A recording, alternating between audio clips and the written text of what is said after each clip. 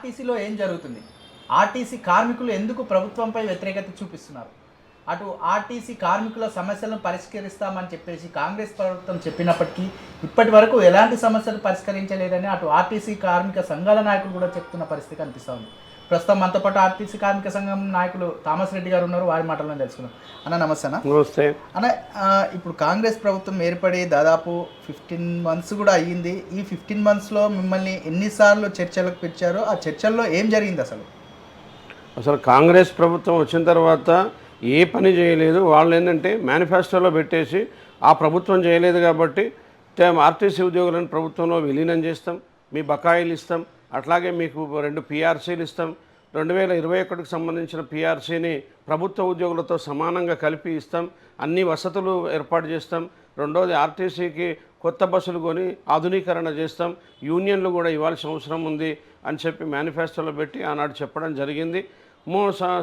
ప్రభుత్వం వచ్చినాక 3 నెలలు టైం కావాలన్నారు. 3 నెలల నుంచి కూడా ఇవ్వకపోవడం వల్ల ఇవాళ చాలా జటిలమైన సమస్యలు, కార్మికుల మీద దమనకాండ, ఇబ్బందులు, కష్టాలు, ఆర్థిక ఇబ్బందులు ఇవన్నీ ఉన్నాయి. కాబట్టి జనవరి 27 నాడు సమ్మె నోటీస్ ఇవ్వడం జరిగింది. సమ్మె నోటీస్ ఇచ్చి మరి 2 మాసాలు అవుతున్నా కానీ కనీసం పిలిచిన పాపాన పోలేదు. అటు యాజమాన్యం కానీ ఇటు ప్రభుత్వం కానీ పట్టించుకునే పరిస్థితి లేదు.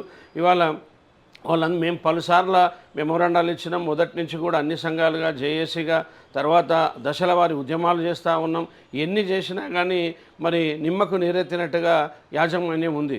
యాజమాన్య బాధ్యత పిలిచి మాట్లాడాల్సిన బాధ్యత ఉంది. రెండోది 21 డిమాండ్లతో ఇచ్చినప్పుడు వాటి మీద ఏముంది అనేది ప్రభుత్వానికి పంపించాల్సిన అవసరం ఉంది. కానీ ప్రభుత్వానికి పంపకుండా ప్రాథమిక చర్చలు చేయకుండా జాప్యం చేస్తూ ఉన్నారు. దీంట్లో భాగంగా మొన్న రీసెంట్గా అసెంబ్లీ నడిచింది. అసెంబ్లీలో ప్రతిపక్ష నాయకులంతా కూడా హరీష్ రావు గారు కావచ్చు, అలాగే కూనంనేని సాంబశివరావు గారు, బీజేపీ కానీ ఇంకా మిగతా వాళ్ళు కూడా క్లియర్గా ఆర్టీసీ కార్మికులకి ఇబ్బందులు ఉన్నాయి, కష్టాలు ఉన్నాయి, ఆర్టీసీని పునరుద్ధరించండి, వాళ్ళని పిలిచి మాట్లాడండి, సమ్మె నోటీస్ ఇచ్చిన వాళ్ళని మాట్లాడండి అనగానే వాళ్ళు కనీసం ఎవ్వరికీ సరైన జవాబు చెప్పుకోవడం బాధాకరం అనిపించింది. అంటే గతంలో ఏదైతే గత ప్రభుత్వంపై బురద జల్లే ప్రయత్నం కూడా గతంలో చేసిరో అది మనం కళ్ళారా చూసాం. కానీ ఇప్పుడు వారి వచ్చిన ప్రభుత్వంలోనే ఇప్పటికి కూడా ఆర్టీసీ సమస్యలు కూడా తీర్చకపోవడంపై అటు కార్మికులు ఏమంటున్నారు, మరోపక్క కూడా ఇప్పటికే మీరు అంటే ఈ కాంగ్రెస్ ప్రభుత్వం ఎన్నికల సమయంలో అడ్డగోలు హామీలు కూడా ఇచ్చినప్పటికీ అందులో భాగంగా కార్మికులకు అంటే ఆర్టీసీకి సంబంధించిన పూర్తిగా మీకు ఎలాంటి డిమాండ్లు ఉన్నా మేము పరిష్కరిస్తాము, మన ప్రభుత్వం రాగానే ఫస్ట్ ఆర్టీసీని కూడా ప్రభుత్వంలో విలీనం చేస్తామని చెప్పేసి ఒక హామీ కూడా ఇవ్వడం జరిగింది. దీన్ని ఎట్లా ముందుకు తీసుకెళ్తారు?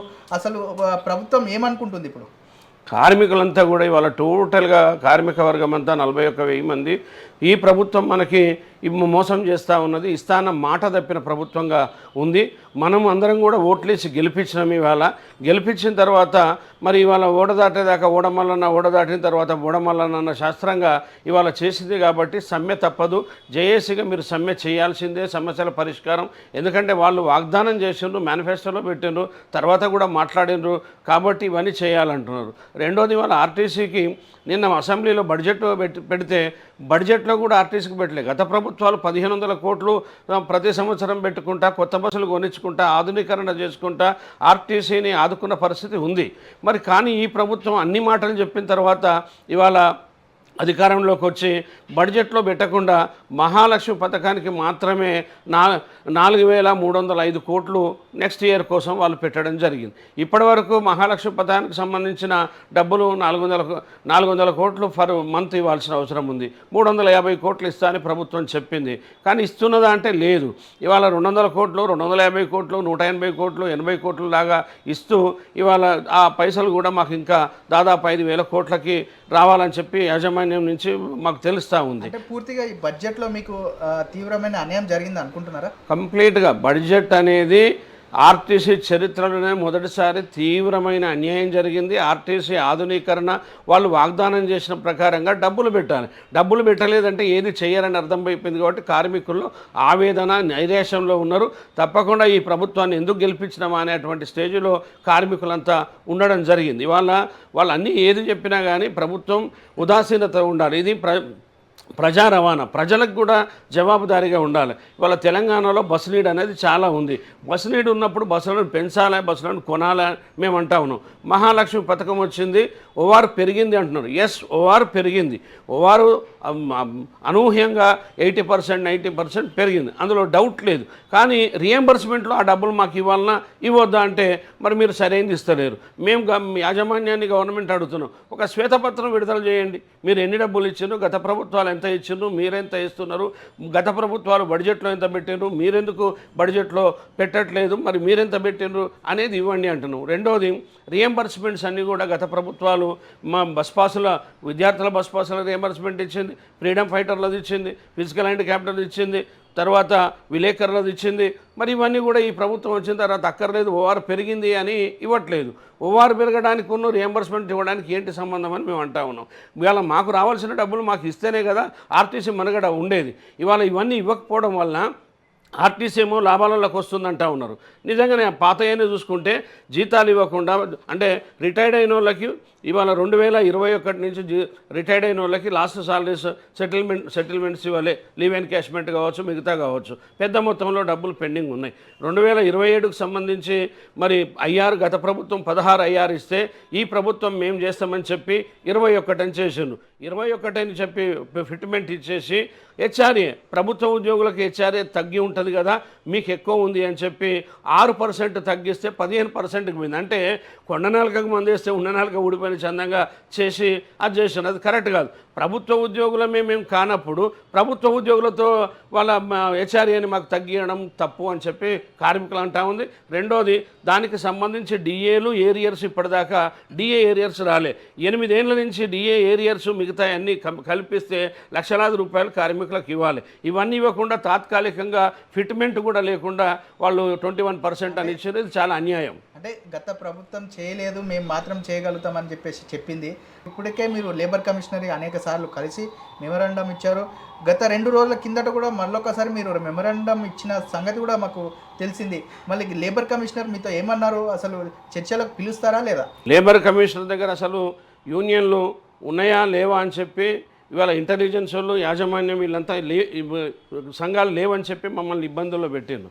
సంఘాలు ఉన్నాయా లేవా అంటే లేబర్ కమిషనర్ క్లియర్గా సంఘాలు ఉన్నాయి, చట్టాలు ఉన్నాయి, మీరు ఎందుకు అనుమతిస్తారో మాకు తెలియదు. ఈ జేఏసీగా వాళ్ళందరూ కూడా సంఘాలు మాకు నోటీస్ ఇచ్చారు కాబట్టి వాళ్ళని మేము కన్సలేషన్ మీటింగ్ కంపల్సరీ పిలుస్తాం, మిమ్మల్ని వాళ్ళని పిలుస్తామని చెప్పి యాజమాన్యానికి మాకు లెటర్లు 2 దఫాలు ఇవ్వడం జరిగింది. యాజమాన్యం వాళ్ళు ఆబ్సెంట్ కావడం జరిగింది. ఆబ్సెంట్ అయిన ధర్మిలా మళ్ళీ మేము అన్నాం. గతంలో కూడా కోడ్ అనే నెపంతో పక్కకు పెట్టాను. ఎలక్షన్ కోడ్ అని చెప్పి ఎమ్మెల్సీ ఎలక్షన్లో కోడ్ ఉంటే మేము ఎలక్షన్ కమిషన్ని కలిస్తే ఆయన ఏం చెప్పిందంటే, అసలు మీకు ఓట్లే లేవు, ఇదే లేదు, వాళ్ళకి ఎందుకు ఇది అనవసరంగా తిప్పుతా ఉన్నారు, కరెక్ట్ కాదని చెప్పి గట్టిగా వాళ్ళు కూడా ఎలక్షన్ కమిషన్ కూడా లెటర్ రాసింది. ఏది గవర్నమెంట్కి లెటర్ రాసింది, తర్వాత లేబర్ కమిషన్కి లెటర్ రాసింది, మీరు ఎంటర్టైన్ చేయాలని చెప్పి. వాళ్ళు కూడా మేము ఎండి గారిని కలవడం మాట్లాడడం జరిగినప్పటికి కూడా మరి ఎందుకో వీసెంట్ ఎండి గారు చాలా భీష్మించుకొని కూర్చున్నారు. ఇవాళ చర్చలకు రాకుండా ఉన్నారు కాబట్టి మొన్న మేము లేబర్ కమిషనర్ని మళ్ళీ కలిసి లెటర్ ఇచ్చినాం. ఇమీడియట్గా మీరు చర్చలకు ఆహ్వానించండి, లెటర్ ఇవ్వండి. మీరు లెటర్ ఇస్తే ఈసారి కూడా యాజమాన్యం రాకపోతే కన్సలేషన్ మీటింగ్ క్యాన్సిల్ చేసుకొని సమ్మిట్ డేట్ ఇవ్వడానికి మేము సిద్ధంగా ఉంటాం, వెనకపోయేది లేదు. ఇది ప్రజాస్వామ్యానికి వ్యతిరేకంగా చేస్తున్నారు, సహజ న్యాయ సూత్రాలు కూడా వ్యతిరేకంగా ఉన్నారు. కాబట్టి ప్రభుత్వం యాజమాన్యం 2 ఊరుకోవడం వల్ల 41,000 మంది ఆర్టీసీ ఉద్యోగులు నిర్వీర్యమయ్యే పరిస్థితి వచ్చింది, అంధకారంలో పోయే పరిస్థితి వచ్చింది. ఆర్టీసీ ప్రైవేట్ పరమవుతుందని ఎలక్ట్రిక్ బస్సుల ద్వారా దీన్ని ప్రైవేట్ పరమయ్యేటువంటి ఛాన్సులు ఉన్నాయని చెప్పి కార్మికులు ఆవేదనలో ఉన్నారు. దాన్ని పరిష్కారం చేయాలని చెప్పి మేము రిక్వెస్ట్ చేయడం జరిగింది. ఆర్టీసీ కార్మికుల నుంచి ఎలాంటి స్పందన వస్తుంది? అటు సమ్మె ఎప్పుడు మొదలు పెట్టబోతున్నారు? అటు హైకమాండ్ నుంచి ఎలాంటి రెస్పాన్స్ వచ్చిందని అనుకుంటున్నారా? ఇవాళ మేము ఏప్రిల్ 1 వరకు లెటర్ ఇవ్వాలి, లేకపోతే ఫర్దర్ ఉద్యమం చేస్తామని చెప్పడం జరిగింది. 1వ తారీఖు లోపల మాకు లెటర్ రాకపోతే డెఫినెట్గా ముందుగానే మేము లేబర్ కమిషన్ ఆఫీసర్ని ముట్టడిస్తామని చెప్పినాం. 1000 మందితోటి లేబర్ కమిషన్ ఆఫీసర్ని ముట్టడిస్తాం. తర్వాత భారీ కార్మికుల సమక్షంలో సమ్మె డేట్ని ప్రకటించాల్సి ఉంటుంది. మేమంతా కూడా జేఏసీ విస్తృత మీటింగ్ పెట్టుకొని చేస్తాం. దాంట్లో భాగంగానే ఇవాళ రాష్ట్రం అంతా పర్యటనలు చేస్తూ నిన్న ఖమ్మం పోయినాం, నల్గొండ పోయినాం, కరీంనగర్ పోయినాం, ఇట్లా అన్ని జిల్లాలంతా కూడా తిరుగుతున్నాం. హైదరాబాద్ సిటీలో ప్రతి డిపో తిరగడం వల్ల కార్మికులంతా చైతన్యవంతులై మేము ఈ పని భారం చేయలేము, ఎందుకంటే ఎంటీడబ్ల్యూ యాక్ట్ లేదు, రూల్ లేదు. 8 గంటలు చేసే కాడ 16 గంటలు 17 గంటలు చేపిస్తే కూడా మాకు రోజు డ్యూటీలు చేస్తే చాలా ఇబ్బంది అవుతుంది, చేయలేకపోతున్నాం అంటున్నాను. అంటే 16,000 మంది తెలంగాణ వచ్చినప్పుడు 54,000 మంది ఉండేవాళ్ళు. ఇవాళ 16,000 మంది రిటైర్డ్ అయిపోయినా కానీ వాళ్ళ పని కూడా వీళ్ళతోటి చేయించడం వలన రిక్రూట్మెంట్ లేదు, ప్రమోషన్ లేవు. అందరికీ ప్రమోషన్ ఇవ్వాల్సిన అవసరం ఉంది. ప్రమోషన్లు ఇవ్వమని అడిగినా ఇవ్వట్లేదు. రెండోది రిక్రూట్మెంట్ చేయట్లేదు. ఈ గవర్నమెంట్ వచ్చిన తర్వాత రిక్రూట్మెంట్ చేస్తాము, 3,038 పోస్టులు మేము నోటిఫికేషన్ ఇస్తామని చెప్పి అన్నారు. అనుడే కానీ మాటల్లో ఆ రోజు నుంచి ఈ రోజు వరకు అంటనే ఉన్నారు కానీ ఇంతవరకు అది కార్యరూపంలోకి పోలేదు. అంటే ఆర్టీసీలో ఇవన్నీ లేకపోవడం వల్ల చాలా ఇబ్బందికర పరిస్థితులు ఉండే అటువంటి పరిస్థితి ఉంది. ఇది మంచిది కాదని చెప్పినాం. సమ్మెకి ఆర్టీసీ కార్మికులంతా సమాయత్తమైనరు. ఇవాళ దీన్ని సమ్మెని విచ్ఛిన్నం చేయడానికి కొంతమంది దుష్టశక్తులతోటి ఒక ప్రయోగం చేస్తూ ఉన్నారు. ఏది చేసినా మేము ఊరుకునేది లేదు.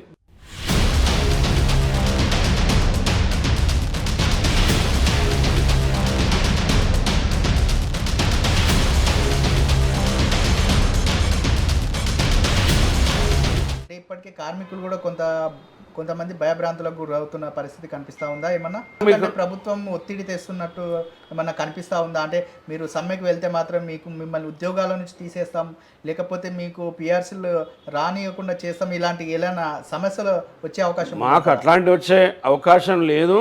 కానీ సమ్మెని విచ్ఛిన్నం చేయడానికి ప్రయత్నం, యూనియన్కి సంబంధం లేని వ్యక్తిని పిలుచుకొని మాట్లాడడం, అట్లాగే వేరే వాళ్ళని చేయడం జరుగుతూ ఉంది. ఇవన్నీ కామన్గా జరుగుతాయి.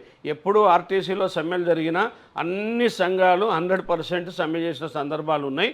డెఫినెట్గా కార్మికులందరూ కూడా భయభ్రాంతులకు గురి, వాస్తవంగా వాళ్ళకి ఏంటంటే ట్రైనింగులు పెట్టి రకరకాల ట్రైనింగులు పెట్టేసి వాళ్ళని చేస్తూ ఉన్నారు. వాళ్ళు ఒకటే చెప్తా ఉన్నారు, అన్న మేము ఈ బాధలు పడలేం, మేనేజ్మెంట్ చెప్పింది ఇప్పుడు భయం సంఘాలు లేవని చెప్పి ఇబ్బంది పెడుతున్నారు కాబట్టి మేము ఉన్నాం అంటే ఇవాళ మీరు ఏ రోజు సమ్మె డేట్ ఇస్తారో ఆ రోజు నుంచి మేము సమ్మెలో ఉంటామని చెప్పి కార్మికులు క్లియర్గా స్వచ్ఛందంగా రావడానికి సిద్ధంగా ఉన్నారు. ఎవ్వరు కూడా ఈ సమ్మెను ఆపలేరు. కానీ సమ్మె చేయాలన్న సంకల్పం మాది కాదు.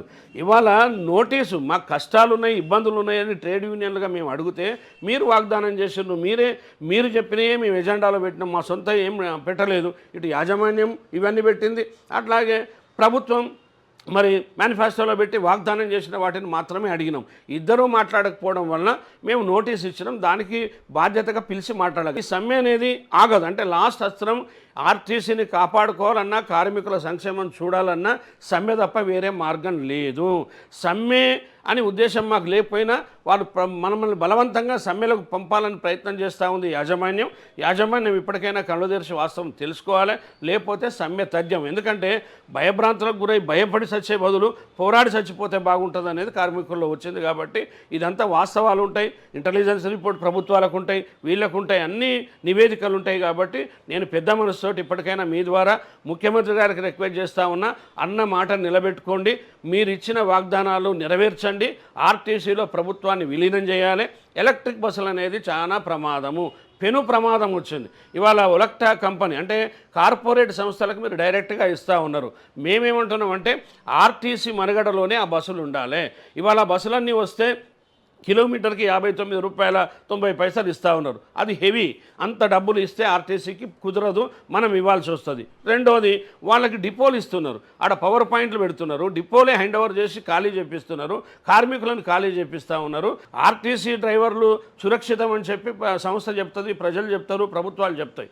మరి 0% యాక్సిడెంట్లు అని చెప్తారు. అటువంటిప్పుడు ఇలా అడ్డమైన ఉన్న వాళ్ళని బయట వాళ్ళకి తీసుకొచ్చి చెప్తే ఏం లాభం? ఇప్పుడు చాలా ప్రమాదాలు అవుతున్నాయి, మీరు మీడియాలో కూడా చూస్తూ ఉన్నారు. రోజుకొక ప్రమాదం చనిపోతూ ఉన్నారు. స్కూల్కి పోయే పిల్లలు, కాలేజీ పిల్లలు కూడా చనిపోయారు. మనం ఈ మధ్యకాలంలో అంటే ఇప్పుడు రేపు ఉగాది ఉంది, ఫెస్టివల్, ఎల్లుండి రంజాన్ ఉంది. ఈ రంజాన్ ఉగాది దానికి సంబంధించిన ఫిట్నెస్ లేని బస్సులను కూడా ట్రాన్స్పోర్ట్లో యూజ్ చేస్తున్నారని చెప్పేసి ఒక చిన్న సోషల్ మీడియాలో కూడా వైరల్ అవుతుంది. దీనిపై మీ స్పందన ఏంటి? అంటే ఇప్పుడు ఉన్న డీజిల్ బస్సులన్నీ కూడా పాత డొక్కు బస్సులు, అంటే వాటి కాలం చెల్లిన బస్సులు ఉన్నాయి. వాటిని బస్సులు లేవనే నెపంతో మరమ్మతులు చేసుకుంటూ నడిపిస్తూ ఉన్నారు. వాటి వలన ప్రయోజనాలు ఉండవు, ఇబ్బందులు ఉంటాయి, ఎక్కడ అవుతాయో తెలియదు. ఇవన్నీ అయితే డ్రైవర్లని ఇబ్బంది పెడతారు, ప్రమాదాలు అయితే వాళ్ళ ఉద్యోగాలు పోతాయి, ఇవన్నీ ఉంటాయి. కాబట్టి అది సరైంది కాదు. రిప్లేస్మెంట్ రావాలి. మేమేమంటున్నామంటే ప్రభుత్వానికి అదే చెప్తున్నాం, మీరు వాగ్దానం చేసిన ప్రకారం బస్సులు ఇవ్వండి, సబ్సెంట్గా బస్సులు ఇవ్వండి. ఒక పండుగలే కాదు, ఇవాళ మహాలక్ష్మి పథకం అని పెట్టి వాళ్ళకి ఇచ్చిండ్రు, చాలా సంతోషం, ఆడబిడ్డలకి మేము సేవ చేస్తాం, మాకు ఇబ్బంది లేదు. కానీ ఒక్క బస్సులో 70 మంది, 90 మంది, 110 మంది, 130 మంది ఉంటే కూడా చిన్న పొరపాటు జరిగితే 130 మందిలో మెదక్లో ఒక కండక్టర్ని సస్పెండ్ చేసిండ్రు. మరి అంత ఇబ్బంది ఎందుకు? వాళ్ళకు కూడా ఇబ్బందులు ఉంటాయి, కష్టాలు ఉంటాయి, ఆడపిల్లలు కాబట్టి కూర్చునేటట్టు ఉండాలి. బస్సులు విపరీతంగా పెంచాల్సిన అవసరం ఉంది, నీడ్ ఉంది, బస్సులు పెంచండి. రెండోది, మగవాళ్ళు కూర్చోవడానికి సీట్లు లేక బస్సు ఎక్కట్లేదు అంటే సరిపోయే బస్సులు లేవని దీని అర్థం. కాబట్టి మగవాళ్ళకి పెట్టండి, అవసరమైతే ఆడపిల్లలకి స్పెషల్గా మహిళా బస్సులనే పెట్టి వాళ్ళకి నడిపితే బాగుంటుందని కోరుతూ, రెండోది, ఏది చేసినా ఆర్టీసీ మనుగడలో అసలు మీకు ఇవాళ ఆర్టీసీని ఇవన్నీ కాపాడాలన్న వాగ్దానాలు ఉంటే బడ్జెట్లో ఎందుకు బడ్జెట్ పెట్టలేదు, ఎందుకు ఆదుకుంటలేరు, ఎందుకు ఆధునీకరణ చేస్తలేరు? బడ్జెట్టే లేనప్పుడే మాకు అనుమానం వచ్చింది ఈ ఆర్టీసీ ఎట్టుపోతుందని చెప్పి. కాబట్టి మన ఒలక్టో కంపెనీ కూడా ఇవాళ అవన్నీ కూడా వాళ్ళకి ఇచ్చేసి వాళ్ళే వస్తే ఆర్టీసీ వాళ్ళు ఉద్యోగం చేయరు. ఇవాళ వాళ్ళు 2026 వరకు మొత్తం టోటల్గా పొల్యూషన్ లెస్ బస్సులు రావాలను. పొల్యూషన్ లెస్కి మేము వ్యతిరేకం కాదు, ఆహ్వానిస్తాం. ఆ బస్సులు అన్నీ వస్తే మళ్ళీ వాళ్ళే మనుగడలో ఆర్టీసీలో ఉండదు కాబట్టి వాళ్ళే ప్రభుత్వ ఉద్యోగులే, వాళ్ళే మిషన్లు ఇచ్చి కండక్టర్ పనిచేస్తారు, వాళ్ళే డ్రైవర్లు, వాళ్ళే మెకానికులు, వాళ్ళే అంతం చేసిన తర్వాత ప్రథమంగా ఫ్రంట్ లైన్లో ఉన్న 7,000 మంది డ్రైవర్లు హైదరాబాద్ నుంచి జిల్లాలకు పోవాల్సిన పరిస్థితి వస్తుంది. అది చాలా అన్యాయం. ఇవాళ ఇక్కడ రిక్రూట్మెంట్ అయ్యి ఇక్కడ సీనియారిటీలో ఉన్నవాడు, ఈడ పిల్లలు, ఉద్యోగాలు, ఇల్లు పెట్టుకున్న వాళ్ళు అక్కడికి పోతే పరిస్థితి ఎట్లా ఉంటుంది? చాలా ఇబ్బందికరం. కాబట్టి మేమేం చెప్తున్నామంటే ప్రభుత్వమే నేరుగా కేంద్ర ప్రభుత్వం నుంచి గ్రాంట్ తీసుకొని సబ్సిడీలు ఆర్టీసీకి ఇప్పించి ప్రభుత్వం కొని ఇచ్చి ప్రభుత్వమే ఆ బస్సులని నడిపిస్తే ఉద్యోగాలు పెరుగుతాయి, పోకుండా ఉంటాయి, పెరుగుతాయి, కొత్త వాళ్ళకు వస్తాయి. ఈ లక్ష్యం నెరవేరాలనుకున్నారు ప్రభుత్వం చేయాలి, ఆ ప్రతిపాదనలు చేయాలని చెప్పి మొదటి నుంచి కూడా మేము చెప్తా ఉన్నాం. చేయాల్సినటువంటి పరిస్థితి ఉంది. చేయకపోతే ఆర్టీసీ ఇవాళ హైదరాబాద్ పోతుంది, ఇంకా 2-3 ఏళ్లలో 4-5 ఏళ్లలో మొత్తము టోటల్ బస్సులు వస్తే తెలంగాణ కూడా క్లోజ్ అయిపోతుంది. ఇప్పటికే మనం 10 బస్సులు ఉన్నాయి, మనకు ఒక 30,000 బస్సుల నీడు తెలంగాణలో ఉంది. ఇవాళ పల్లెలకు బస్సులే లేవు. ఉచిత ప్రయాణం వల్ల కొన్ని గతంలో ఏంటంటే ఒక 10 బస్సులు వెళ్ళే ఒక రూట్లో ఇప్పుడు ఆ 10 బస్సులు వెళ్ళే రూట్లో కేవలం 3-4 వెళ్ళే పరిస్థితి వచ్చిందంటారా? Why? Because of shortage of బస్సులు లేకపోవడం వల్ల అట్లా చేస్తూ ఉన్నారు. కాబట్టి ప్రభుత్వాలు కొనాలి. ఇప్పుడు బస్సు పోతూ ఉంటే ఒకదాని కాలం అయిపోయిన తర్వాత పోవాలి. కాలం చెల్లిన డొక్కు బస్సులను కూడా ఏదో నడపాలని తాపత్రయంతో నడిపితే ప్రమాదాలు అయితే డ్రైవర్లకి ఉద్యోగాలు పోతాయి, చాలా మధ్యలో ఆగిపోతుంది, ప్రయాణికులకు ఇబ్బంది అవుతుంది, యాక్సిడెంట్లు అయితే చనిపోయే పరిస్థితి వస్తుంది. కాబట్టి అవన్నీ మంచిది కాదు. ఎందుకంటే ఇది సంస్థ ప్రయాణికులు, ప్రజల ప్రాణాలతోటి చెలవాటం ఆడకుండా వాళ్ళకి న్యాయం జరిగే విధంగా చూడాల్సిన బాధ్యత ఈ ప్రభుత్వానికి, యాజమాన్యానికి ఉంది. రైట్. ఫైనల్గా అంటే ఈ కార్మిక సంఘాల యూనియన్లు ఎన్ని ఉన్నాయి? ఇప్పుడు వాళ్ళు ఏమంటున్నారు? ఈ సమ్మెకు సిద్ధం అంటున్నారా? ఇప్పుడు మీరు ఏదైతే ప్రభుత్వం ఇచ్చిన హామీలను నెరవేర్చకపోతే సమ్మెకు పోతామని చెప్తారో, మళ్ళీ ఎన్ని సంఘాలు ఉన్నాయి? ఆ సంఘాలు మొత్తం ఏకతాటిపై వచ్చే అవకాశం ఉందా? టోటల్గా ఇప్పుడు 7 సంఘాలు మేమంతా కూడా జేఏసీ ప్రధాన సంఘాలు. ఆర్టీసీ తెలంగాణ మజ్దూర్ యూనియన్ ప్రధానమైన సంఘం, మేము మెజారిటీ సంఘం. మా తర్వాత ఎంప్లాయీస్ యూనియన్ ఉంది, టీజేఎంఈ ఉంది, తర్వాత BWU ఉంది, BWK ఉంది, తర్వాత కార్మిక పరిషత్ ఉంది. ఇట్లా 7 సంఘాలు మేమంతా కలిసి కార్మిక వర్గం అంతా ముందుకు పోతున్నాం. ఇవాళ ఐఎన్టీయూసీ ఉంది. ఐఎన్టీసీ వాళ్ళు ఏంటంటే మేము ప్రభుత్వ సంఘం కాబట్టి అంటా ఉన్నారు, అక్కడ మెజారిటీ ఉన్న సంఘం అయితే కాదది. వాళ్ళు కేవలం రాజిరెడ్డి గారు మా మీద అవాకులు చెవాకులు చెప్పి ఏదో టీవీలలో ఇంటర్వ్యూలు ఇచ్చుకుంటా మేము 70 ఉన్నాం, వాళ్ళు 30 అన్నారు. బయటకు రావాలి. రెండోది, ఆ సంఘ నాయకుడు ఎవరైతే ఉన్నారో, మరి నేను రోజు అన్ని ఇబ్బందులు ఉన్నాయి అంటున్నావు, దశల వారీగా ప్రభుత్వం ఇస్తుంది అంటున్నావు, మళ్ళీ అన్నీ ఇవ్వాలి అని చెప్పి మెమోరాండాలు ఇస్తూ ఉన్నావు. అటువంటప్పుడు మరి ఇవన్నీ ఇవ్వాలి అని నీకున్నప్పుడు కార్మికుల మీద నిజంగానే ఉంటే డెఫినెట్గా సమ్మె నోటీస్ ఎందుకు ఇస్తలేవు అని అడుగుతూ ఉన్నా. అటువంటి వాళ్ళు కూడా సమ్మె నోటీస్ రావాలి. వాళ్ళు నాయకులు వచ్చినా రాకున్నా మిగతా కార్మికులంతా వస్తారు. ఇవాళ 40,600 మంది ఉద్యోగులు ఆర్టీసీలో పనిచేస్తున్నారు. అందరూ కూడా సమ్మెలోకి రావాల్సిన అవసరం ఉంది. కార్మిక వర్గం అంతా రెడీగా ఉన్నది, ఎవరు ఆపినా ఆగేది లేదు. ఇవాళ తప్పకుండా కార్మిక వర్గం అంతా ఇబ్బందుల్లో, కష్టాల్లో ఉంది కాబట్టి సమ్మె చేయాలన్న వాళ్ళ సంకల్పంతో చేస్తూ ఉన్నాం. మా లక్ష్యం ఒకటే, సంస్థ పరిరక్షణ, కార్మిక సంక్షేమం, కార్మిక సమస్యల పరిష్కారం, యూనియన్ల పునరుద్ధరణ, ప్రభుత్వంలో ఆర్టీసీ విలీనం, వాగ్దానాలు చేసిన ప్రభుత్వం వాగ్దానాలు అమలు చేయాలి. ఆర్టీసీ యాజమాన్యం కూడా దాదాపుగా 23 సమస్యలలో ఒక 6-7 తప్ప మిగతా అంతా ఆర్టీసీ పరంగానే ఉన్నాయి.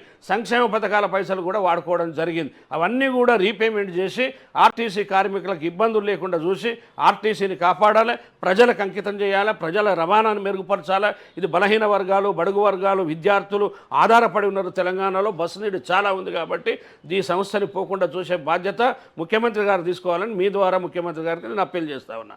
రైట్. మొత్తానికి చూసుకున్నట్లయితే తెలంగాణ రాష్ట్రానికి ట్రాన్స్పోర్ట్ అనేది ఒక ముఖ్య భాగం. ఈ ట్రాన్స్పోర్ట్ విభాగంలో ఆర్టీసీ కార్మికులను కాపాడుకోవాల్సింది ఈ ప్రభుత్వమే అని చెప్పేసి కార్మిక సంఘాల నాయకులు తెలుపుతున్న పరిస్థితి కనిపిస్తూ ఉంది.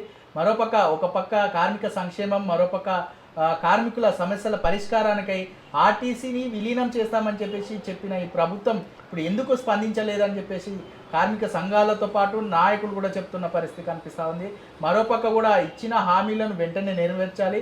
కార్మికుల సంఘాల సంక్షేమం, కార్మికుల గురించి మేము ఎంత ముందుకైనా వెళ్తామని చెప్పేసి టీజీఆర్టీసీ జాక్ యూనియన్ తెలిపింది. ఈ 1వ తారీఖున వాళ్ళు విన స్పందించకపోతే మాత్రం ఏప్రిల్లో మాత్రం మేము సమ్మె ఏర్పాటు చేసి తీరుతామని చెప్పేసి దీనికి అన్ని జిల్లాల కార్మిక సంఘాల నాయకుల మద్దతు కూడా ఉంటుంది. దీంతోపాటు కార్మికులు కూడా ఎవ్వరు కూడా అధైర్యపడకుండా ఈ సమ్మెలో పాల్గొంటున్నారని చెప్పేసి థామస్ రెడ్డి గారు చెప్తున్న పరిస్థితి కనిపిస్తూ ఉంది. కెమెరా పర్సన్ విజయ్తో కలిసి ఉదయ్ కిరణ్, టీ న్యూస్, హైదరాబాద్.